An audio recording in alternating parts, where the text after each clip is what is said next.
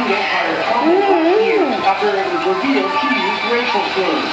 At a food festival in Miami earlier this week, Paula seemed like her old self, climbing on behalf of fellow celebrity chef Robert Irvine.